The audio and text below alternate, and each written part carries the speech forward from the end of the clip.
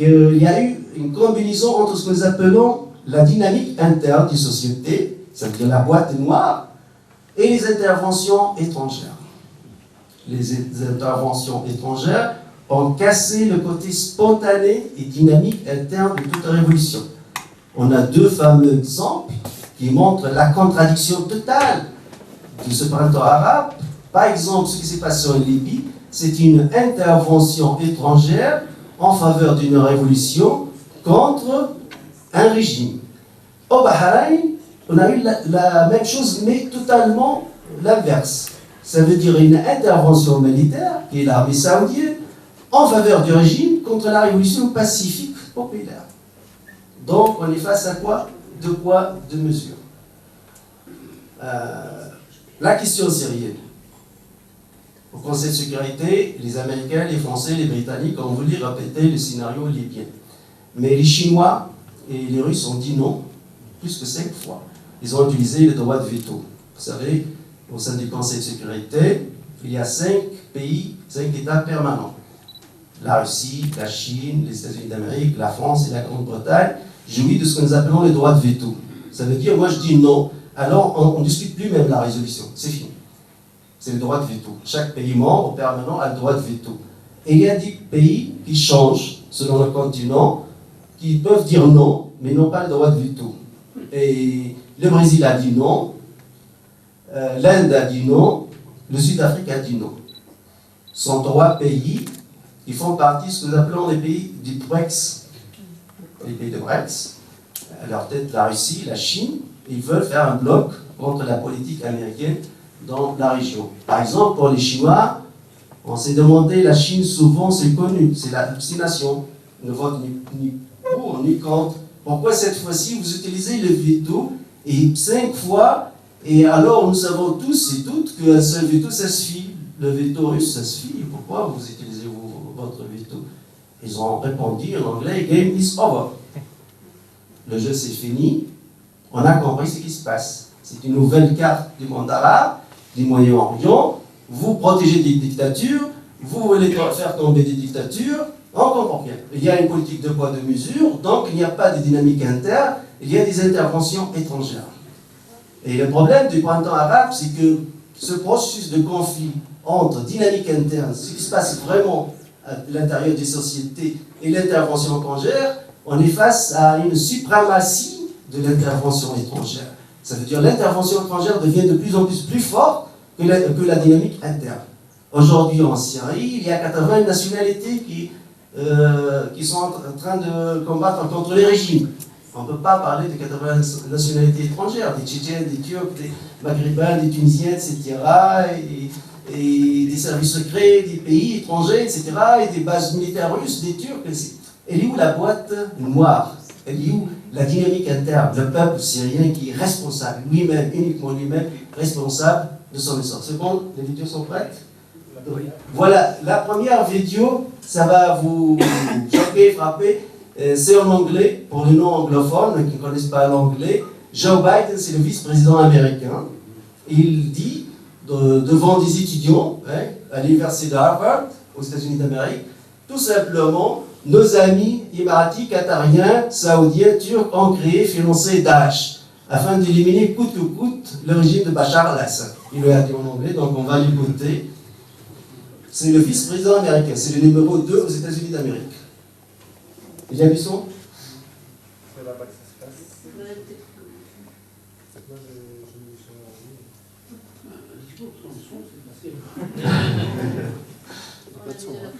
Il n'y a pas de son. Regarde le son de les haut-parleurs. Sinon, peut-être je te donne le micro. Le coller à l'ordinateur. Une traduction en direct. Bon, moi j'ai dit qu'on se remet du côté parce que c'est très très choquant. Il y a eu le puzzle, etc. Et c'est où à l'université? Parce qu'à l'université, moi je suis scientifique, on ne peut pas manipuler des étudiants. Hein. La manipulation, c'est les politiciens, sont les journalistes, malheureusement. Mais à l'université, on ne peut pas. L'université, c'est l'éthique du scientifique, comme disait Max Weber, l'éthique du scientifique. Essentially thrown out of that found open space and territory in eastern Syria, work with al-Nusra, who we declared a terrorist group early on, and we could not convince our colleagues to stop supplying them. So what happened? Now all of a sudden, I don't want to be too facetious, but they have seen the Lord. Now we have, the President's been able to put together a coalition of our Sunni neighbors, because America can't once again go in to a Muslim nation and be the aggressor. It has to be led by Sunnis to go and attack a Sunni organization. And so what do we have for the first time? Now Saudi Arabia has stopped the funding going in. Saudi Arabia is allowing training on its soil of American forces under Title X open training. The Qataris have cut off their support for the most extreme elements of the terrorist organizations.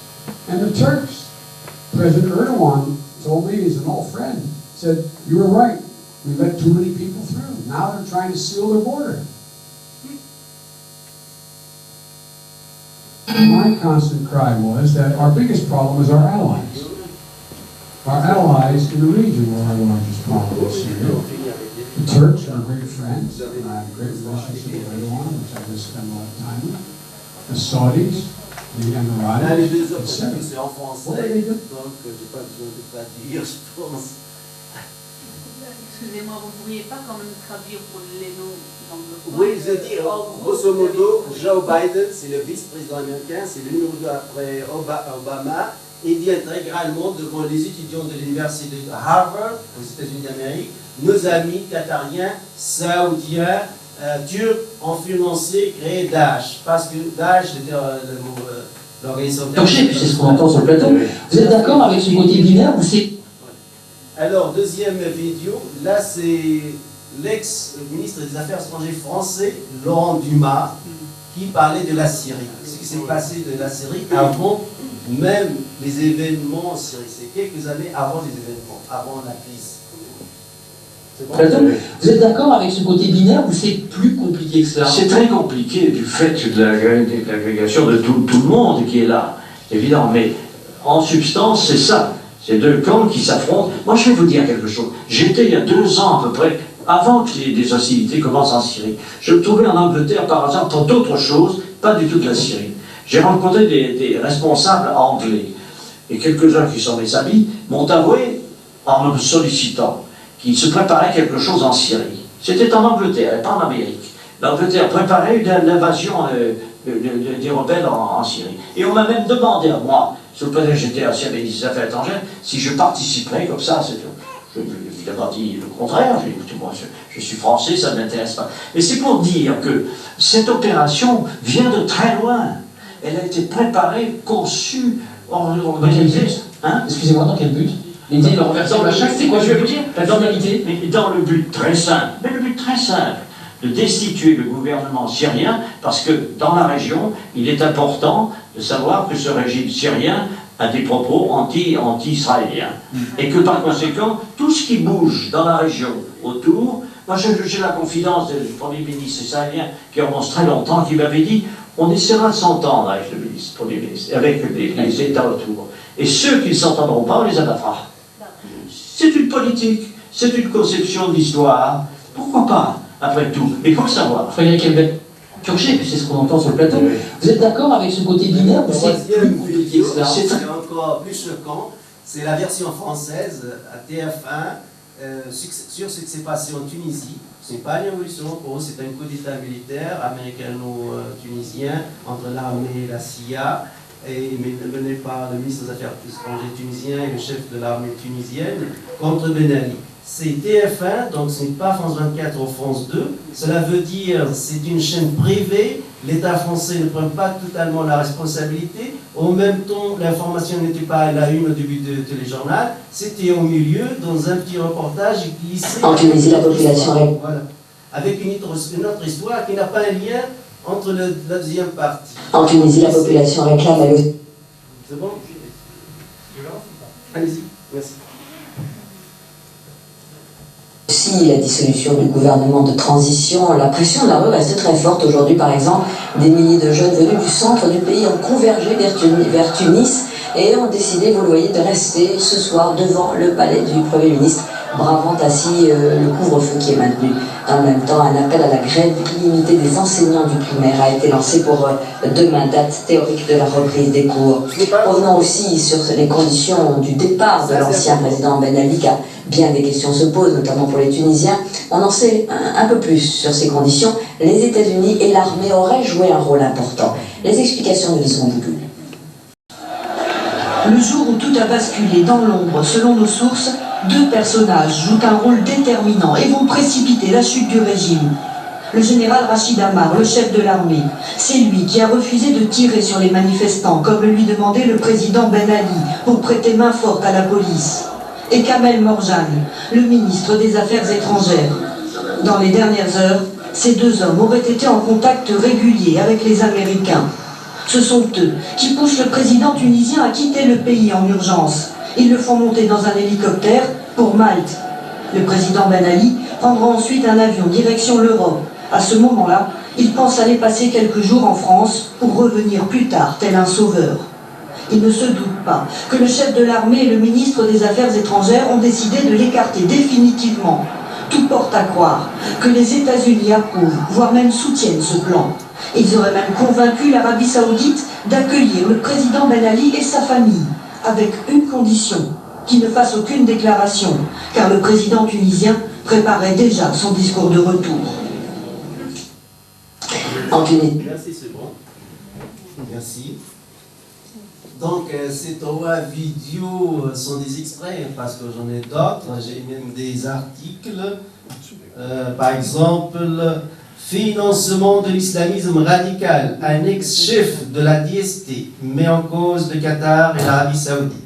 C'est Yves Bonnet, l'ex-chef de la direction de la surveillance du territoire français, le numéro 1 du renseignement à l'intérieur. Yves Bonnet dit intégralement: on n'ose pas parler de l'Arabie Saoudite et du Qatar, mais il faudrait peut-être aussi que ces braves gens cessent d'alimenter de leurs fonds un certain nombre d'actions préoccupantes, déclare-t-il. Il va falloir un jour ouvrir le dossier du Qatar, car là, il y a un vrai problème, et je me fiche des résultats du Paris Saint-Germain.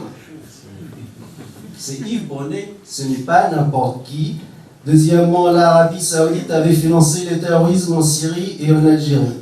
Bernard Scarini, ancien patron des renseignements intérieurs français, révélé il y a 2 ans que l'Arabie Saoudite finançait le terrorisme en Syrie et en Algérie. Le problème, c'est qu'on est tous enthousiastes de ce qui s'est passé dans le monde arabe. On est des démocrates, progressistes. On cherche le bonheur de cette région, afin d'éliminer des dictatures. Mais quand on dit que c'est le Qatar et l'Arabie Saoudite qui financent ces révolutions, en Tunisie ou en Syrie, ou en Libye, on pose plusieurs questions.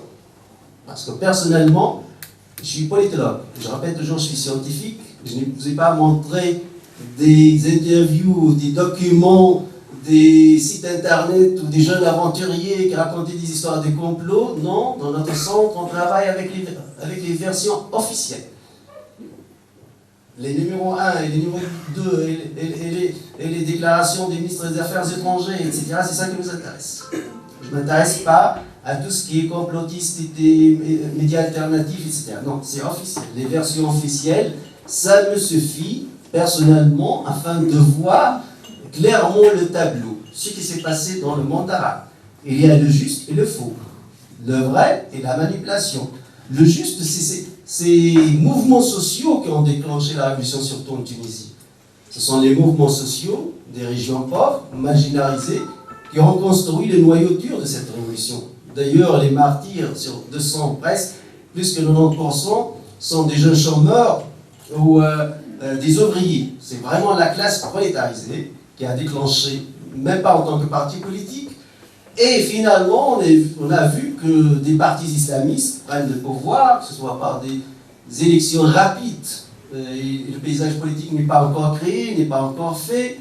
Et une intervention massive au plan médiatique et financier de l'Arabie Saoudite et du Qatar, puis c'est les Émirats qui voulaient contrer les frères musulmans contre le Qatar, et après on dit, mais qu'est-ce que des dictatures moyenâgeuses sont en train de faire contre des démocraties émergentes?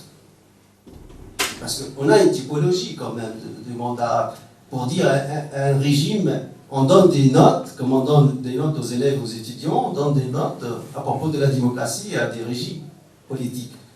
Dans ma typologie, par exemple, aujourd'hui, je pourrais mettre le Liban et la Tunisie comme les deux pays arabes les plus libres, où on dit tout ce qu'on veut à la télé, dans les médias, le multipartisme, vraiment tout est libre. Je peux mettre deux autres États, le Maroc et l'Algérie, comme je donne la note moyenne, ou un peu au-dessus de la moyenne. Ça fonctionne, il y a des critiques vis-à-vis du pouvoir, etc., des élections, ainsi de suite.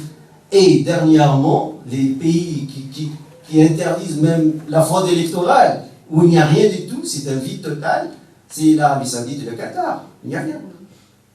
Je dirais même la fraude électorale, c'était une phase avancée dans l'histoire humaine. Parce qu'au moins il y a des élections. Mais truqué, mais au moins il y a des élections. Mais là, il n'y a rien du tout, c'est un vide total. C'est le noir, il n'y a rien. Un prince, un roi, pétrole, base militaire américaine, et voilà, il règne. Le problème, ils ont acheté beaucoup d'intellectuels, entre des guillemets, et ils ont des empires médiatiques, et ils versent trop d'argent afin de manipuler ces révolutions, afin de manipuler ces démocraties naissantes, et c'est l'argent sale qui détourne le processus démocratique naturel. Et on a un vrai problème.